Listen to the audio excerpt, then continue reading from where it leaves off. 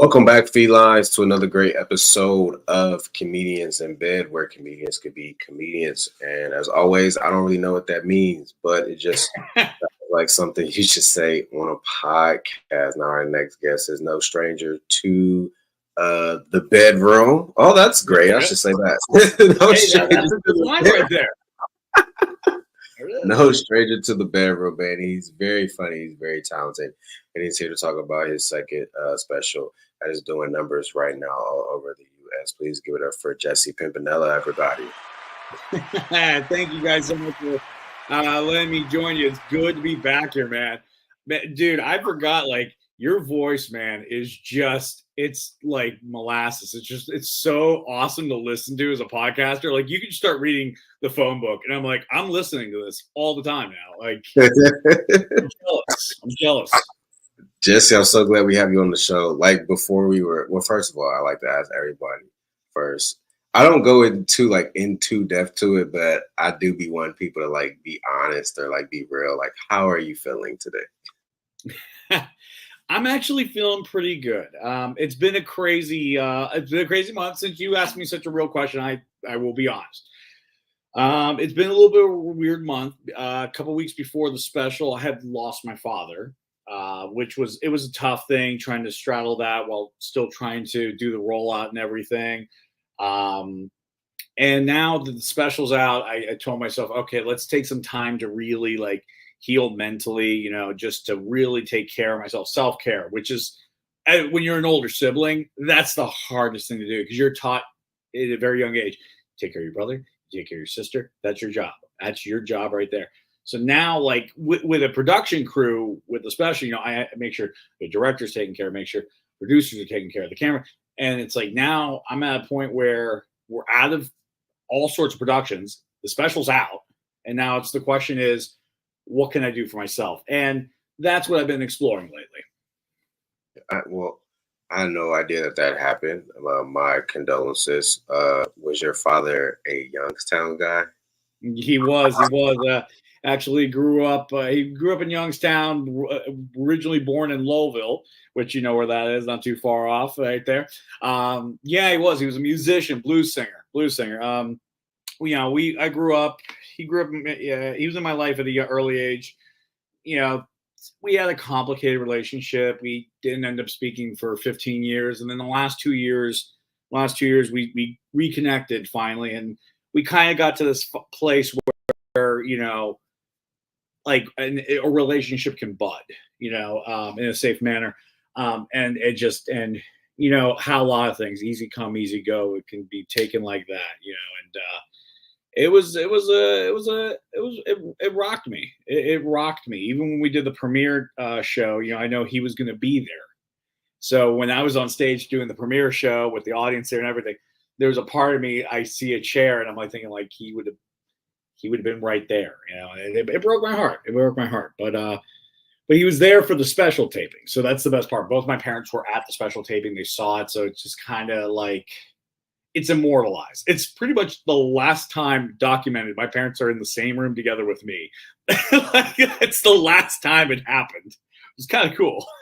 Yeah, that's dope. There's some solace in that fact. Yeah. I've always like I'm not married, but you being married, I always be concerned, like how would my spouse handle me, a death of a parent? How has your spouse shown up for you in this season of your life? Well, Spooky has been, which you'll come to know, that's why I named the title Spooky. Spooky is the nickname of my wife. She has been rock solid.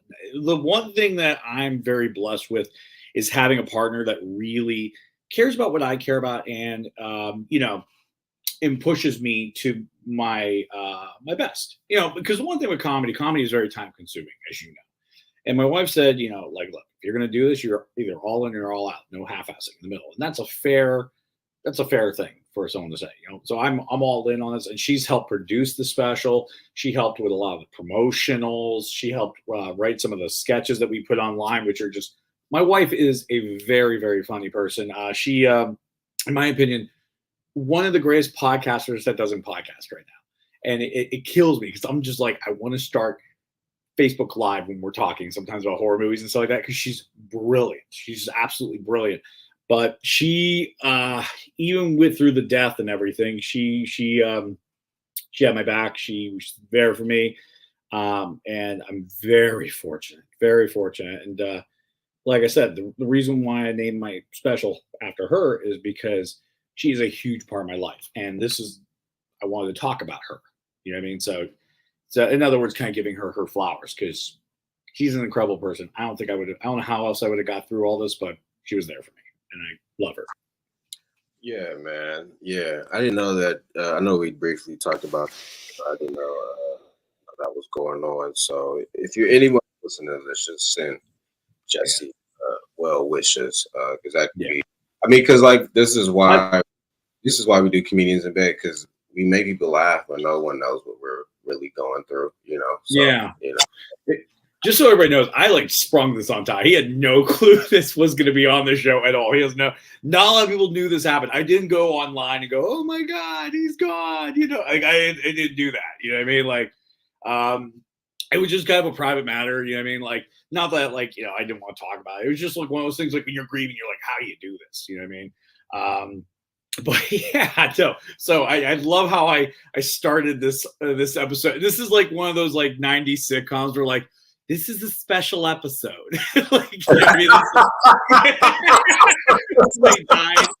This is the episode of Saved by the Bell where Jesse's on caffeine pills and DJ from Full House is becoming anorexic from the ice cubes and shit like that. Like, this is my special episode about grieving, everybody. So, well. It's a serious episode when the music is like serious. The music is very dour, like, oh no. You know what the funny thing about those episodes are?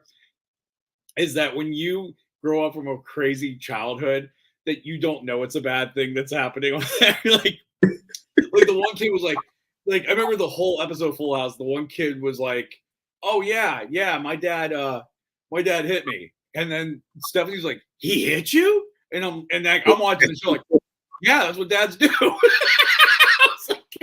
like the whole entire time, everybody's watching it like, oh no, his dad hit him. And I'm like, well, yeah, I mean, what did the kid do? I mean, he probably screwed around. He probably like changed the channel during an important play in a football game. I mean, that's what we all did. We got our asses kicked by our fathers. You know, so I realized I grew up in a very different situation where I'm like, okay, so this is like I've had story times with my therapist where I thought like I'm going to tell her the story and it's going to land. She is going to laugh, and she has this, oh my God, and I'm like, what? There's nothing worse than bombing in front of your therapist, okay? Nothing. You bomb in front of your therapist, not only do you feel like you're not funny, but then you're like, am I that broken? Yeah, I remember one day my therapist was like, you've had a really traumatic life. I'm like, sounds pretty regular to me. I thought people had it worse. I didn't know I had a traumatic life. I didn't know that. It's crazy. What are you talking about? I was doing pretty good. Doing pretty good. Man, listen, I don't know how to segue out of this. I guess we already have, but my mind. I think we did. My mind is. Who needs segues? All right, who needs them? We want to start talking about something else. That's what happens. My mind has been blown because so I know. So it's this show called. I texted to you because maybe you've seen it. I didn't. Dang, they just said the name of the show is. Hold on, let me look at it. Are you killing me, man? I gotta know what the show is. I'm a grotesquerie. Grotesque. Okay, yeah. That's on FX. It's the new Ryan Murphy horror show. What is that? Is that good? It's a really freaking good show. It's a really freaking good show because I've been holding it off, and then I was like, I'm gonna watch it, and I started it today, and it's already like 7 episodes in. It's a really, I think you would like it because the gore in it, I'm like, this is a little bit too much for TV. Like, it's a really, So basically, like the detective, she got her own shit in her own life, and like she's trying to find this serial killer who's doing like these biblical killings and stuff, and she's trying to put it all together. I think it might have some type of connection to to her real life. I'm not sure, but yeah, it's really really good because I'm like, okay, what is going on here? Like, who killed who? And then there's like this nun that's like helping her figure out the crime, but the nun is like freakishly weird. And now the priest, we just found out the priest is weird. I'm like, is the serial killer the priest? Because like, Ooh. I don't know, he's like a weird Catholic priest, and then like he's into like him and the nun are both into like serial killers, and like Okay. and then like one episode, the pastor was like jerking off, and then he like beat himself because the Bible told him. It's super weird, but it's Oh, I so know, yeah. Oh, he had that leather belt with like the studs, and you hit your back. yes, yes, Yeah, I know what that is. Yeah, yeah. that's bad. I grew up Catholic, so I'm Yeah, not I know of the old practices. That was when you sinned, and that's how you like atone. It's like the craziest thing. No, I'll have to check out that show. I love horror TV shows. There is a lot of amazing horror TV shows I got slept on. I wasn't going to watch Grotesque because I wasn't a huge fan of Ryan Murphy with what he's been doing with American Horror Story. But if you're saying it's good and it's that type of caliber, I might return back to FX and check that out because there is an enormous amount of TV horror now that's out that is getting missed. And it's like a lot of times it only goes 3 seasons because it's like it's so weird. Like horror is kind of the way like horror and comedy are so treated the same way, like in the entertainment business. They're kind of almost the pissing post. Like, you know, they'll be there to make the money, but then when they don't need you, they don't need you. You know what I mean? Like there's no major awards for comedy. There's no major awards for horror. Anytime a movie wins, that's a comedy. It's barely ever funny. And anytime a horror movie ever wins, it's a thriller. You know, it's like you can't call it like Jordan Peele's Get Out is they marked it as a comedy. I think at the Golden Globes. I'm like, I mean, yes, it's funny because you need comedy to make a good horror movie, but it's like it's a horror movie. It's straight up a horror movie. Like I don't go, oh my god, Get Out was so funny. It's like no, that's a horror movie. They did the same thing with what was the other movie they did that with? They did it with Silence of the Lambs. They're like, oh, it's a thriller. It's a thriller. I'm like, no, there's a guy eating people. It's a horror movie. Do you think that horror needs its own category like comedy? 100%. 100%. And comedy and horror are two sides of the same exact coin because both have amazing setups. Okay? Both have amazing setups. And what makes them different is the punchline, the release. You know what I mean? Like you'll have like you've seen in horror movies where they make something like it's about to scare, and all of a sudden, boom, it's funny instead. And you're like, oh, that's so funny. Or they could have gone this way, and then boom, scare the hell out of you. The formula is there. The formula, and so that's why I'm so fascinated with horror movies. It's why I love this time of year, just because it's kind of seeing the formula that we use is stand-ups, and instead of bringing joy, it brings terror. It's kind of almost like abusing the thing that we are good at. What kind of horror movies do you enjoy the most? Do you enjoy the ones that are real gory, more suspenseful, more like psycho killers, more like demonic type stuff? Me personally, I like the psycho killers because I think it makes you think more. And I was also thinking about this too. There's also like there may be like genres in horror movies. So like I was watching Scream, and like I was thinking like Scream. I don't know if Freddy Krueger would count, but like Scream, Michael Myers, Jason, they all are like in that category where they wear a mask and they don't say much and they just walk. You know what I mean? Like there's different. Oh yeah, that is that's your slashers. That's your slasher horror movies, and movies are a critique upon all slasher movies that came before because between 78 when Halloween came out all the way to the mid 80s. You had this saturation of slasher movies where people were knocking off each other's movies. I mean, hell, Friday the 13th is a knockoff of Michael Myers. Not a lot of people know that. Then you get to the point where they make the slasher supernatural, so they make the violence more fantastical, but then parents can't complain because it's not real. That's where you get Freddy Krueger.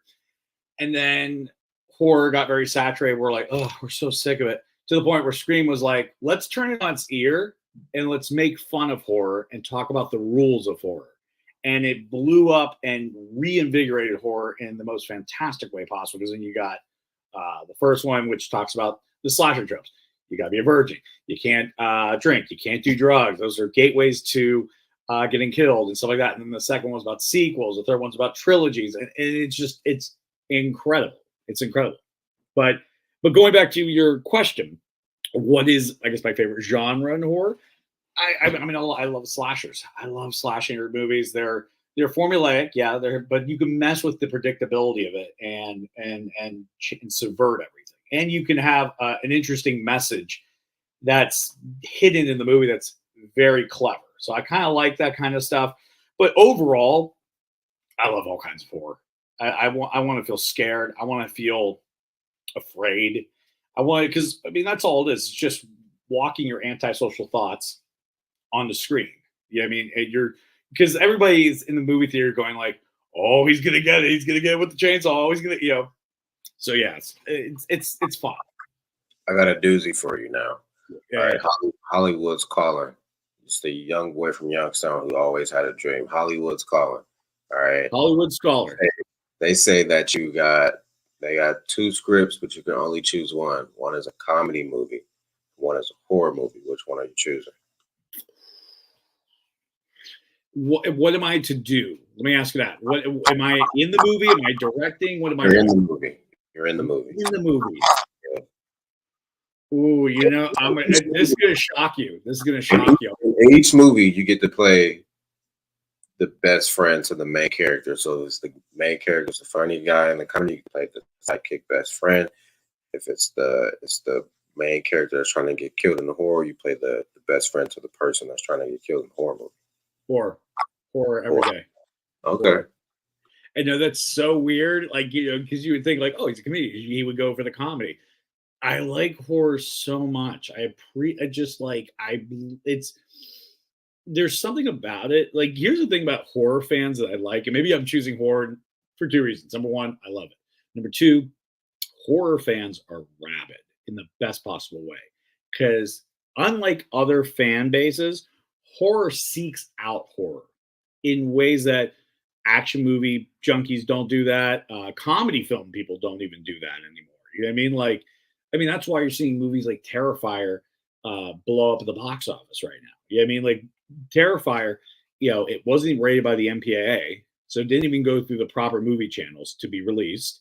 It's a independent film, $2 million, and then you're seeing it killed the Joker movie, which was made with $200 million. You know what I mean? So it's like, that's why people are seeking this out, because they're like, it's word of mouth. You're seeing Art the Clown on TikTok. You're seeing them on Facebook. You're seeing them everywhere. There's just this energy that horror fans seek the substance of greatness out. And it's like, sometimes not even the great stuff. Like, sometimes the B movie stuff. Sometimes the horror movies are so bad that's so good. I mean, like, I still remember Busta Rhymes kicking Michael Myers' ass in Halloween Resurrection. All right, I love that. He does a jump, spin, 360 kick into his face, and I cheer every single time. It's a bad movie, but I fucking love that, and I cheer that man on anytime he fights Michael Myers. Yeah, bro, that is hilarious. Do you think that? The only one that's really doing well. There's more each year. There's more horror movies that come out even all year round. Do you think that Jordan Peele is changing the game of horror? Do you think he's on top of the game of horror? How do you perceive his perception of horror? Okay. This is a 2-parter answer, because you're talking to somebody who lives and breathes horror movies. I watch horror movies. I read everything about it. I think he's on the Mount Rushmore of horror, because you could tell he was a big trendsetter. He was a big ass trendsetter in horror. Okay, so horror goes into phases, right? So in the early 2000s, you saw a lot of horror movies that were like torture movies and stuff like that. That was a reflection of 9/11, because 9/11 was us as human beings seeing how awful other human beings could be to each other. So that became what horror movies were. seeing how bad human beings can be to other people. And then the mid 2010s, you saw people were being more socially conscious about what's going on in society. And that's when I think Jordan Peele grabbed that torch and ran with it perfectly, because he did Get Out, which was a smart social commentary on reverse racism. The idea of, they're not racist, but they're like wanting to be black and all stuff. And it's like, and showing the uncomfortableness of that.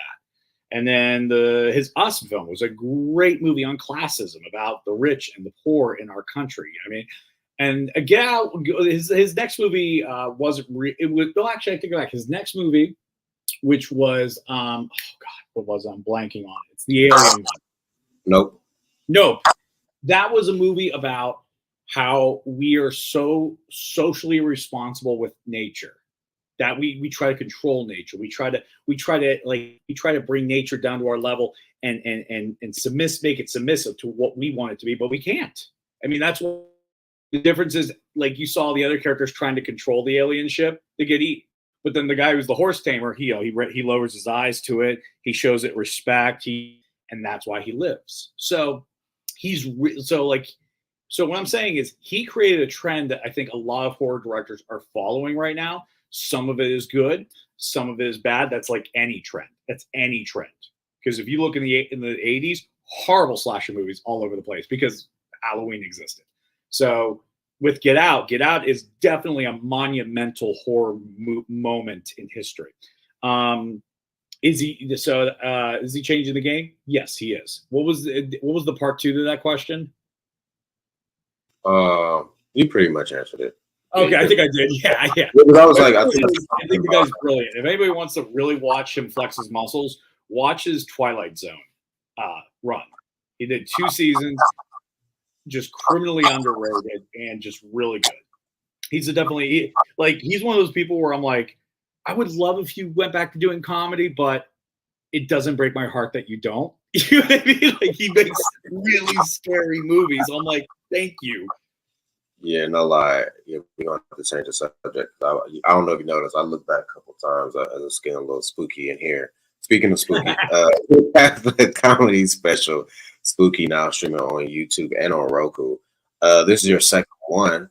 How did you come about this comedy special? And you did mention that you named this after your wife.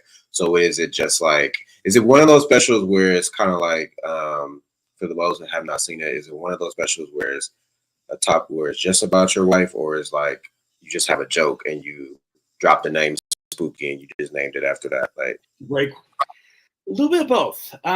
So this special is not just about me. It's about all marriages, all relationships. Anybody who's in their 30s right now, going up against the wall of, am I going to have kids? Am I not going to have kids? Where am I with that? That's what the special is about, really. I mean, it's through my lens, though. So I'm telling stories about my wife and, how I'm trying to be a good husband. I talk about how I got engaged to her, and I talk about the prospects of having kids and all that stuff, and how kind of scary it is, which is kind of another way for this to be called spooky, because it's a lot of spooky topics I find spooky. But yeah, I mean, but at the end of it, it was crazy. So my first special is called Hot Mess. I'm a hot mess. So the special is more about me. This special is spooky. It's more about her. It's about my relationship with my wife and anybody's wife. I mean, basically, everybody can watch this and be like, yeah, that's me and my wife. We do that. Yep, we do that. Yep, I put my foot in my mouth.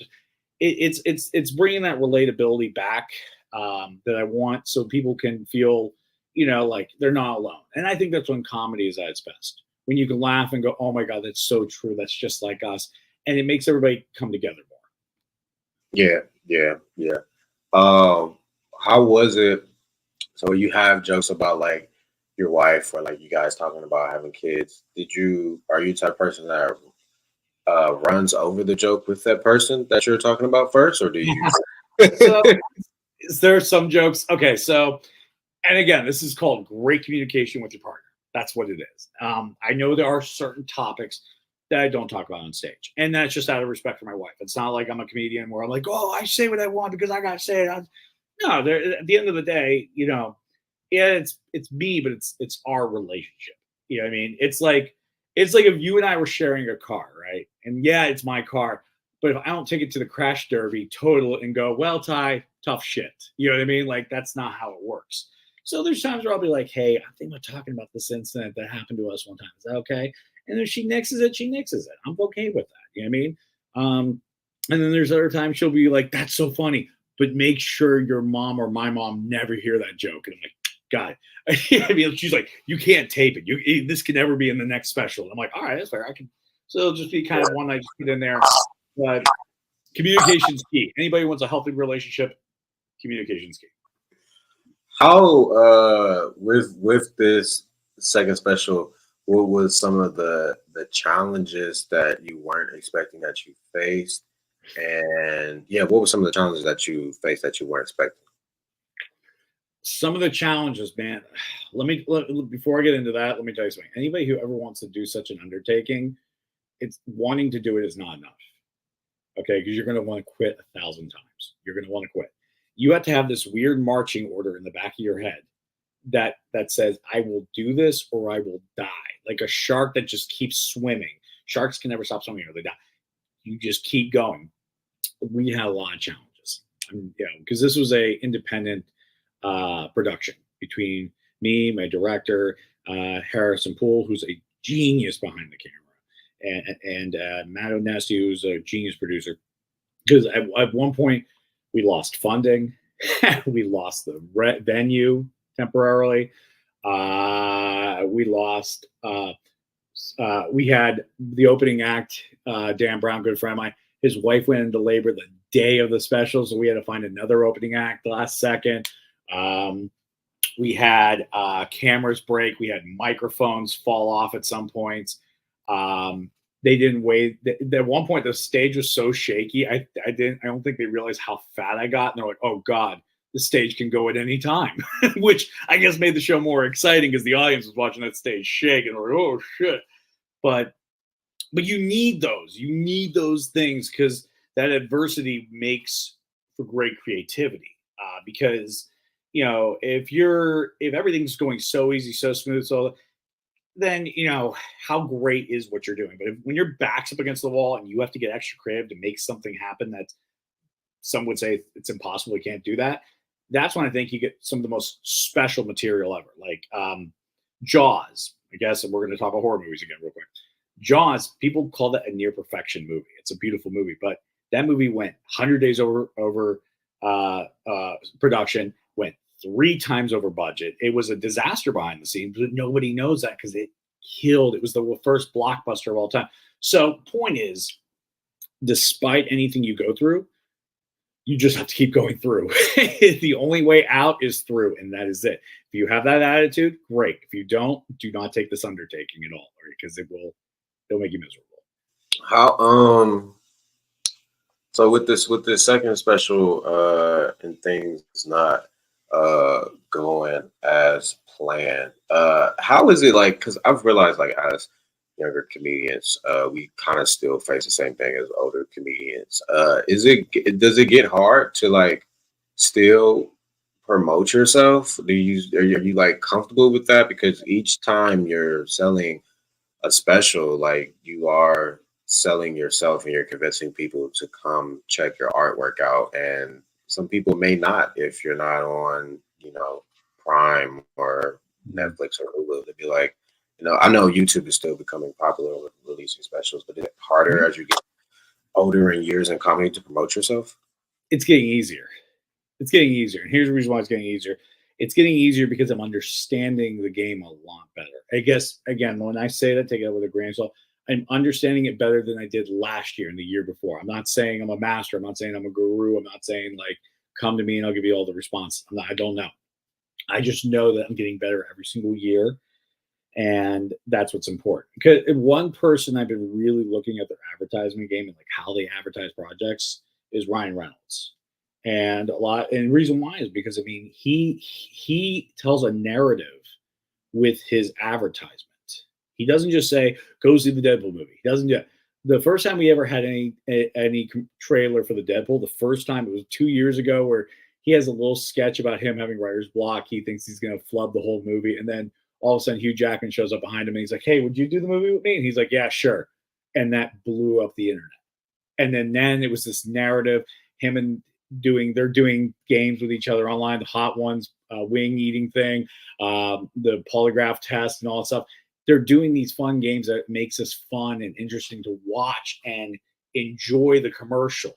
You know, like one of the commercials I did with my brother for the special was I was trying to claim my brother had died so that the special would sell more. And he shows in the background, it's like, dude, I'm not dead. And then it's just us fighting and bickering. Another one is just me being annoying to my wife. And then another one I was going to do, we didn't get a chance to film it, was I was going to do like a Martha Stewart, like carving pumpkins. And then me and my wife just have a end of the world breakdown fight in the background while the pumpkin's not getting carved. It's just something really just goofy. And I think when you have fun with the advertisement, people can get involved. Like I did a thing where I said, here's a picture of me, caption it and roast me. And then I took all those and then made it into a funny video where here's what you guys said, you know, and it tagged everybody. And then by doing that, by having those comments in that previous post and then the tags, I had a list of people who were invested in the special. So when the link came out, I sent them the link via comment. Thanks for commenting on the past thing. Here's the link. Here you go. Boom, boom, boom, boom. And I kind of created this weird little way to get in easier. No, I like how you tied in the first special being about you, the second one being still about you, but in a sense of like your union with your wife. Is it safe to say that the third one we're talking about family? Like, what are we? That's the crazy thing. I don't know. I don't know when I'll do a third one. I don't know if it'll be 5 years or 10 years. I don't know. Right? Because the one thing that makes here's the thing. Let's say I come up with another hour, half hour, whatever. I want it to say something. I want it to be special. And if it's special, I'll film it. But if it's just a great set to do at a comedy club, great. But I think having something to say is so important because nowadays it feels like, and again, this is just my opinion. Sometimes I feel like everybody tries to do a special every single year. And I feel like if they would give it 2 years, it would be funnier. You know what I mean? So I rather, Chris Rock is a great example of like, when he decides to do something, he'll do it. And then it's going to be really funny. You know what I mean? Bo Burnham, when he decides to do something really funny, he'll do it and it will blow up. And I think or Bill Burr. Bill Burr is the exact same way. Like, I think letting your material like marinate and cook and stuff like that, when it's ready, when it's time, when you got the thing in the back of your head that says, yep, you got to do it now. You got to do it. It's ready to go.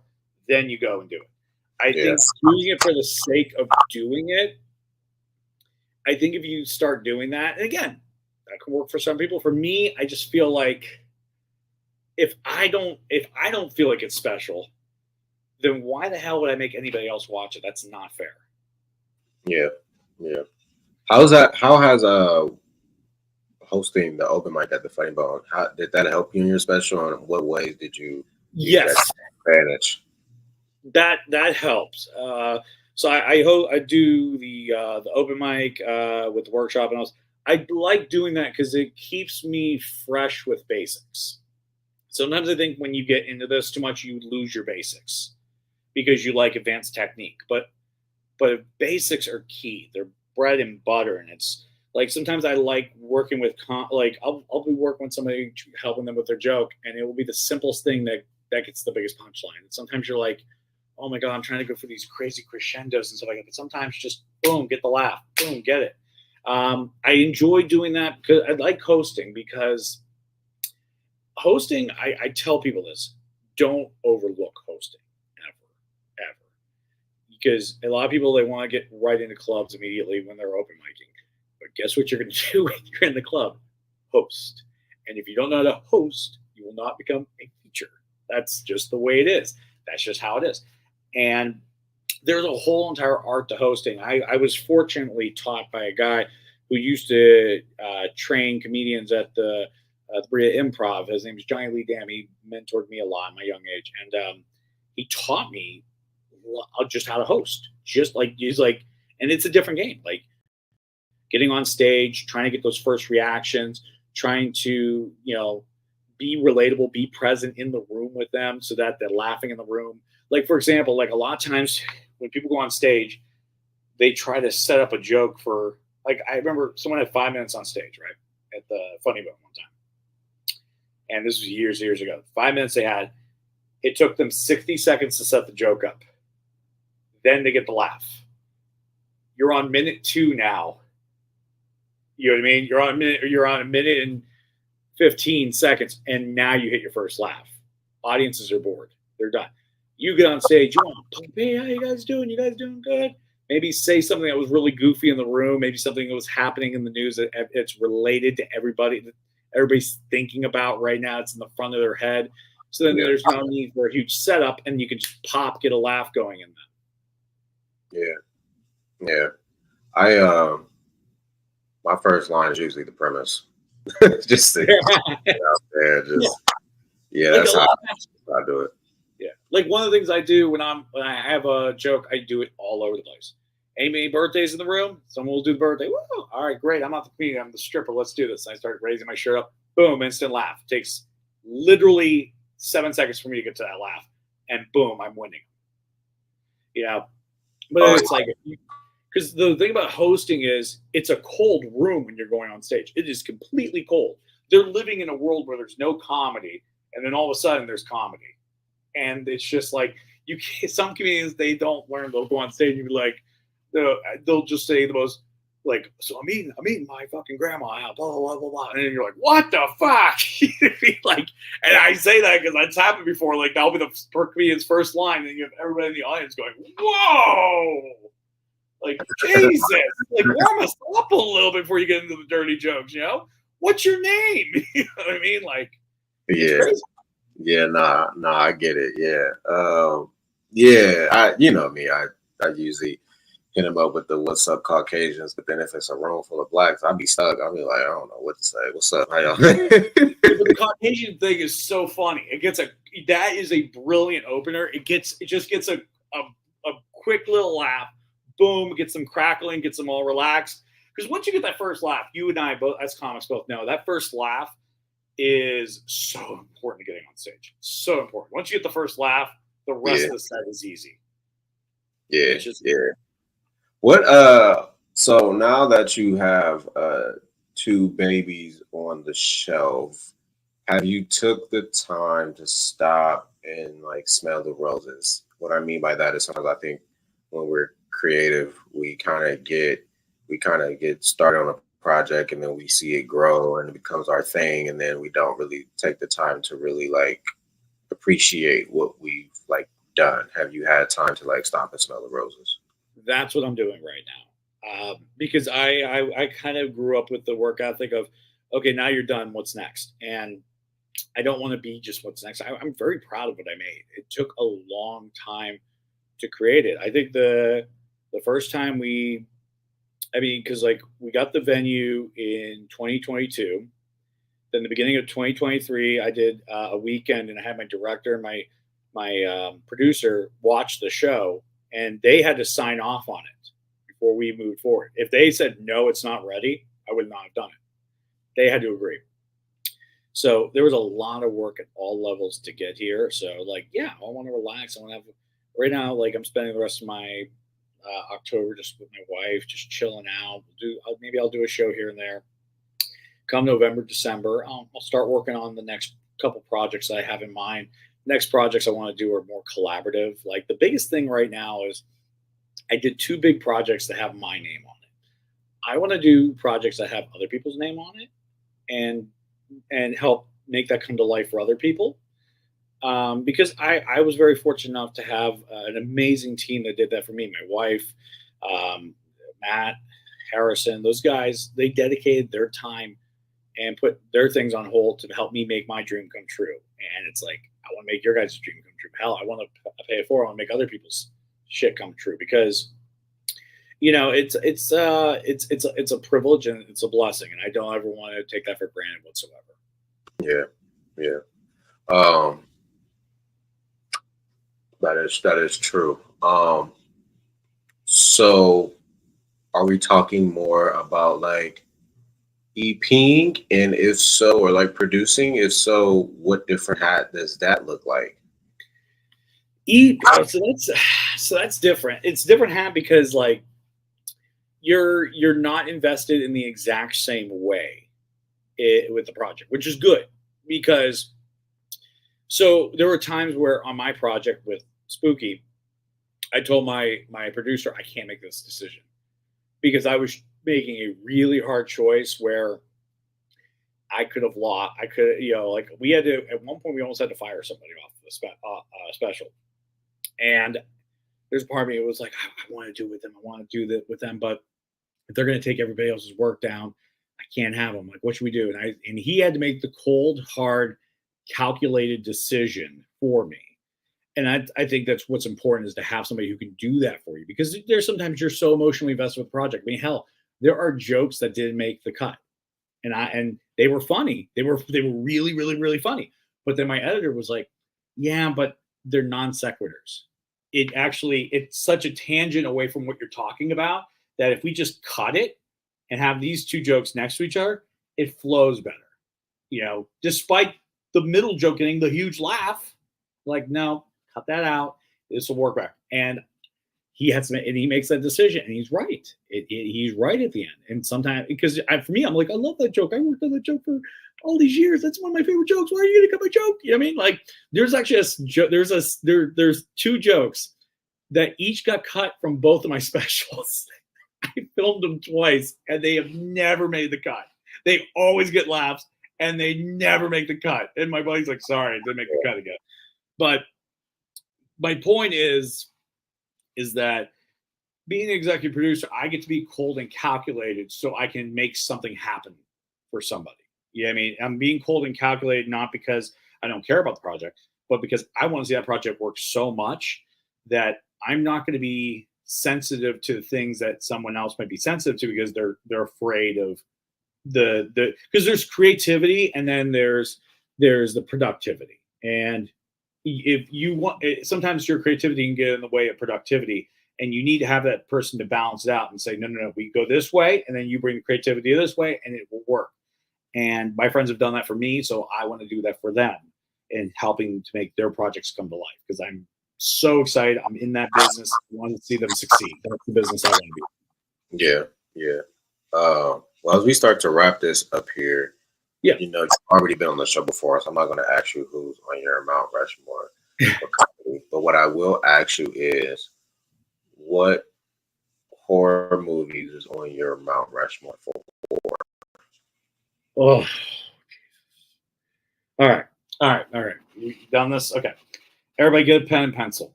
I got your Halloween playlist for the rest of the year. Okay, and when I say the movie, not only do I want you to watch that movie, but watch everything in that franchise, and you're welcome. So the first movie right now, first one, Evil Dead 2. Love Evil Dead movies. A great example of how you mix horror and comedy together. Another great example of that, Hatchet 2. The Hatchet films are fall down hilarious while being just absolutely over the top violent and just slasher style. Brilliant. You gotta watch those. There's 4 presidents on the Mount Rushmore because I'll go on for like 10 and 20, man. I don't care. I'm like, let's count all the presidents. Let's do 40. Let's do 45 of them. Let's do 46 of them. I'll do it all. But anyways, okay. So then my last two, that really got me. Candyman, that horror movie got me as a kid and still gets me. And here's how I know it still scares me. I will never, ever say Candyman in front of the mirror. I don't give a shit. Screw you guys. I'm not doing it. No. And that's how you know you made a good horror movie. When you made the thing that's obviously fake so fucking scary. That's brilliant. And the other one, by default, the Annabelle creation movie. That doll is real. That doll is actually a real doll. It's in the Warren Museum. All right. It looks like a Raggedy Ann doll. Yeah. And I've read stuff about how people make fun of that doll and then they die a month later. All right. I'm Catholic and shit. Not like crazy Catholic where I'm like, you're going to hell. Like just Catholic. Like, hey, golden rule: treat everybody with respect, love everybody. I'm not going to discriminate. Just being a regular human being. But anyways, that stuff hits me right in the Catholic guilt and scares the shit out of me. So those are the four movies. And then I'm just going to do one honorable mention. It's not a movie. It's a mini series that feels like a 10-hour movie. Midnight Mass by Mike Flanagan. Chef kiss. Netflix. And if you're like super duper scared of scary movies and you're like, no, I'm not going to pay someone to scare me, you could always just watch Leprechaun in the Hood. It's a pretty there we go. That's a good one. The Leprechaun movies are excellent for that stuff, man. Yeah, man. Yeah. That and Holiday Heart kept BET in business for sure. Dude, those TV movies and some of those movies that have a second life on cable, man, I love those movies. Like I remember I've watched Leprechaun in the Hood. I mean, Ice-T is he's as fine as in that one. I know some people will be like, no, he's not, and be like, I doubt it. He is. He's amazing. He's fighting a leprechaun. What more do you want from this man? All right, give him an award for Christ's sake. But yeah, like movies like that. What are some other goofy horror movies that you're like, what the hell? Like the one Jason movie where he fights like pretty much like Carrie. Like it's not actually Carrie, but they made a character that's pretty much telepathic. Watching Jason fight a telepathic girl is hilariously awful. I thought you were about to say Jason in Space, because that one was. Dude, I love Jason in Space. That's a dumb one too. That's a dumb one. Dude, that's a dumb one. Like what are we doing here? That was where they just the producers got a little extra coke and they're like, all right, let's see what we can do. I think anytime you make your slasher go to space, that's when you jump the shark. I mean, the Leprechaun went to space, Jason went to space. I'm trying to think of any other horror movies that went to space. I think those are the two movies that went to space. If I'm wrong, please, people comment. Tell me if I'm wrong. But for what I know, those are the two slashers that went to space. That is crazy. Jesse, what words of encouragement or motivation could you give to anyone listening to this right now? Perseverance. You're going to get a lot of people that tell you don't do it. You're going to get a lot of people that say it's not worth it. You're going to get a lot. Here's the thing. If it is in your heart and you want to do it, just do it. Do it. Because at the end of the day, it's about the creation. It's not about the accolades. All right. If you do stuff chasing the accolades, you're going to depress yourself, because not everybody's going to like everything you do. And they may not like everything you do right now. And then all of a sudden it's looked upon as a work of art later on. I mean, there are movies, TV shows that when they first released, people were like, ugh.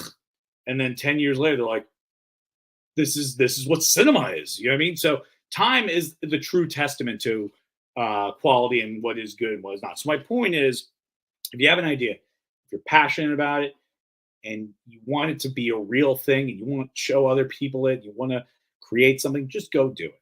Find out how to do it. Get a group of friends you can trust, and make sure you're always being respectful of each other and trying to make each other's things work and make things come together. I mean, that's like Adam Sandler, Kevin Hart, a lot of those guys, they work with the same guys all the time. That's how they get shit done. You know what I mean? They like working in those core groups. Judd Apatow, it's the same guys in almost every single movie. That's how it gets done. You do that, you put a team together like that, I promise you'll go to hell and back. You'll move mountains. You'll do it all. But again, perseverance is the biggest thing. You gotta want to do it so badly that it'll kill you if you don't do it. You have that energy, you are unstoppable. Jesse, tell people why they should listen to Comedians in Bed. Because this is an interesting, honest, no bullshit podcast. Like a lot of podcasts, they try to just force the funny, get the funny in there because it's a funny podcast. This is a real, honest, unfiltered conversation between comedians where you really can get connected to the comedian's art, who the comedian is, and what the comedian is going to do. And you really can get invested with anybody who shows up on the show, including Ty himself up here. So definitely check out this show if you are a true fan of comedy. Jesse, where can people find you at? You can find me on Facebook. You can find me on Instagram. You can find me on TikTok. You can find me on YouTube. Jesse Pimpinella Comedy, Jesse Pimpinella. I'm all over the place. Go find me on there. I post material and stuff daily. YouTube, I post 3 videos daily, man. I love creating, and so that's why I do what I do. So, and I like for you guys to see it, so check it out. And you can watch my specials. They're on my websites. They're on YouTube. They're on Roku TV. It's if you go to Roku TV and just click in Jesse Pimpinella Spooky, the whole entire channel shows up. Press play and enjoy. Make sure you guys do that. And if you want to catch us live, we go live every Tuesday on my YouTube channel at TYE Comedy. You can book me through there as well on IG. I never thought that out there, but yeah, if you're feeling like I'm worth the trip, go ahead. But no, if you don't catch our live at 11 a.m. every Tuesday, that's okay. You can catch us on Spotify, wherever you listen to podcasts. If you just so happen to miss that, you can catch weekly clips on our Instagram page at Comedians in Bed Podcast.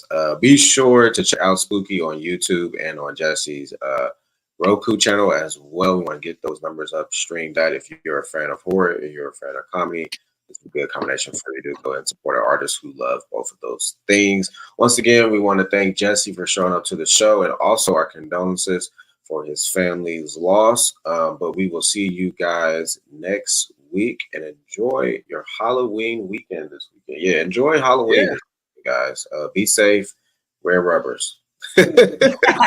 Happy Halloween, everybody.